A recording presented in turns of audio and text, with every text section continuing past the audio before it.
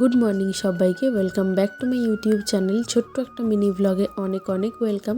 আজকে সকাল সকাল কোনো কাজকর্ম ছাড়াই কিন্তু আজকে রান্নাটা বসিয়ে দিয়েছি, কারণ আজকে হচ্ছে আমাদের ঠাকুমার মৃত্যুবার্ষিকী। তো ওনার 4 বছর, 4 বছরই হলো। তো আজকে হচ্ছে মৃত্যুবার্ষিকী। তো মৃত্যুবার্ষিকীর দিন একটাই পালন করা হয় প্রতি বছরই, সেটা হচ্ছে ওনার সন্তান এবং বৌমারা, মানে আমার শাশুড়ি মা এবং শ্বশুরমশাইরা সবাই ওনারা ব্রাহ্মণ ভোজন করিয়ে তারপর খাবার দাবার খাবেন। তো সেই জন্য সকালে আমরা যতটুকু পেরেছি দেখলেই আয়োজন করে তারপর ব্রাহ্মণ ভোজন করিয়ে তারপর কিন্তু স্নান টান করে ওনারা খাবার খেয়েছেন। এদিকে কপির ঝাল, বেগুন ভাজা, শাক ভাজা আর ওলকপির আলু দিয়ে ঝোল করেছি। এইটুকুই রান্না। 11:30 মোটামুটি রান্নাটা বসানো হয়, আর আজকে কমপ্লিট। সকাল থেকে শুরু করা হলো কারণ একটাই, আজকে ঠাকুমার মৃত্যুবার্ষিকী। তো সেই জন্যই আজকে ব্রাহ্মণ ভোজন করানো হলো সকালে। মানে এরপর স্নান করে সবাই খেতে পারবেন মোটামুটি, মানে আমার শাশুড়ি মা, ওনারা শাশুড়ি মা, শ্বশুরমশাই সবাই। তো সেই জন্যই আর কি সকাল সকাল রান্নাটা হয়ে গেছে। চাটনিটা বাকি আছে, চাটনিটা করবো। এখন একটু পিকনিক খাচ্ছি। স্নান এখনো হয়নি, স্নানটা হবে পরে। এখন এলাম এই যে নিজের রুমে। তার একটাই কারণ, এখনও আমার বাসি কাজকর্ম হয়নি, অথচ রান্না হয়ে গেছে আজকের দিনটাতে।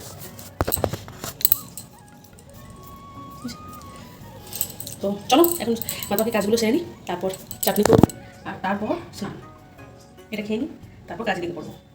সকাল থেকে রান্নাবান্নার চাপে কিন্তু জামা কাপড়গুলো আমি মেলতে ভুলেই গেছি। এগুলো কেচে নিয়ে আসা হয়েছিল গতকাল, তো সেগুলোই একটু মেলে দিচ্ছি।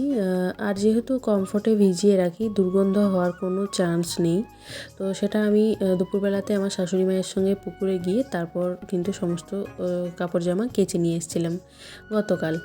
আর চলো এখন সমস্ত জামা কাপড়গুলো মেলে নিই, কারণ প্রচুর কাপড় জামা জমে গেছিলো।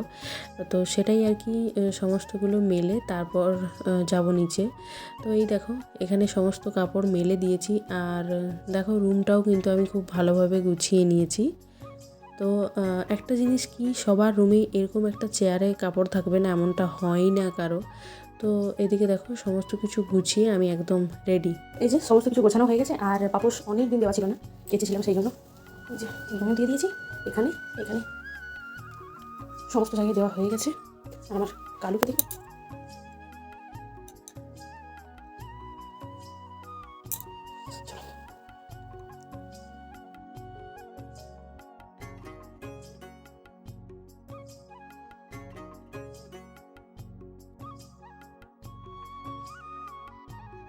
দু এক সময় কি হয়, আমি যে নিজে কী ভাবি কী করি সেটা আমি সত্যি নিজেও জানি না। মানে এদিক ওদিক তাকাতে থাকি, ক্যামেরাটা অন করেও এদিক ওদিক তাকাবো, কী করব সেটা জানি না। তো যাই হোক জানালা খুলে দেখলাম, তোমাদেরও দেখালাম, একটা লাউ ধরেছে, অনেক বড় হয়ে গেছে। তো যাই হোক নিচে এসে চাটনি বানিয়ে স্নান করে তারপর দেখো আমার গোপালকেও স্নান করিয়ে খাইয়ে দিয়েছি। তো তারপর আমিও খেতে বসে গেছি। আমাদের দুপুরবেলাতে এটা প্রতিদিনই হয় কি, গোপালকে আগে খাইয়ে তারপর সবাই মিলে কিন্তু খেতে বসি। তো তারপর দেখো দুপুরবেলাতে আজকেও গেছিলাম কাপড় কাচতে, যেটা আজকে জমেছিল।